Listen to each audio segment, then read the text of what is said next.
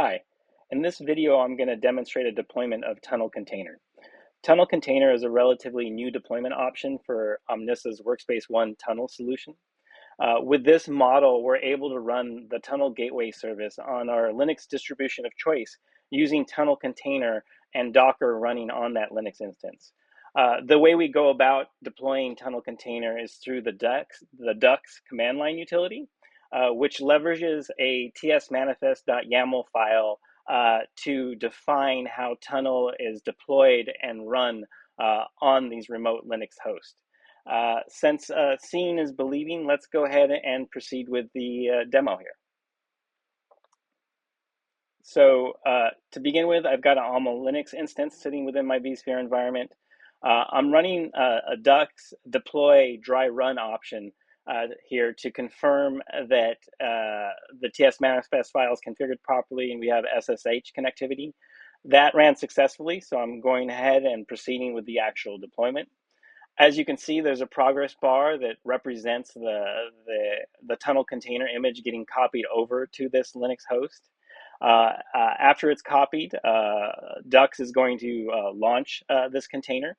And then at that point, proceed to configure the tunnel service gateway according to the configuration settings defined within the tsmanifest.yaml file. So that includes information about, what UEM tenant to connect to, how to authenticate to that tenant, and also, what kind of role this tunnel instance is supposed to play, whether it's, basic mode or in a cascade mode deployment. So all of this is getting configured as we speak, and I'd say there's probably about 10 seconds left when it comes to this deployment.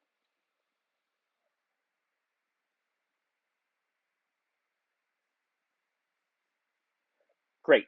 Now going forward, for lifecycle management of this container, it's all about this Dux command line utility. There's a number of commands to choose from, but Dux status is probably one of the most obvious ones to start off with, and this confirms that the service is running on that Linux instance. We can also connect directly to the Linux host itself and run a couple of commands.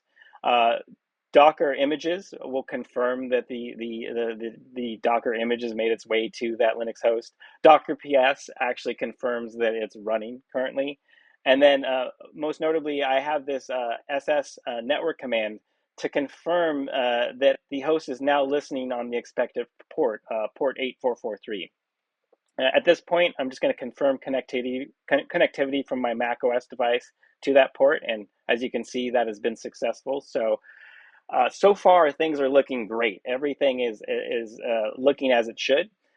To further validate that things have gone correctly, I'm going to the tunnel configuration within the UEM tenant itself, and I'm going to run the test connection option. Now, this test connection option validates that the tunnel service is communicating properly with the UEM tenant. It has failed just now, but I believe that's because we just deployed this tunnel instance. So I'm going to go ahead and run the test again. And hopefully this time around, things look a lot better. Excellent. As hoped for, we did get a successful test this time around, and we have confirmed that this new tunnel instance is communicating properly with the UEM tenant.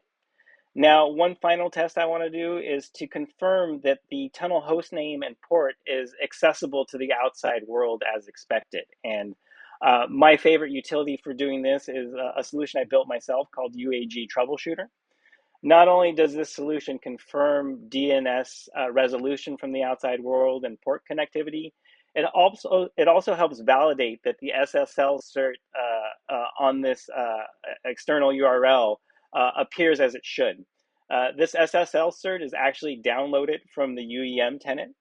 And so we know what SSL thumbprint it should have. And you can see here, if you look closely, that the SSL thumbprints do match from the scan result and what's seen on the tenant. So this is looking as good as possible.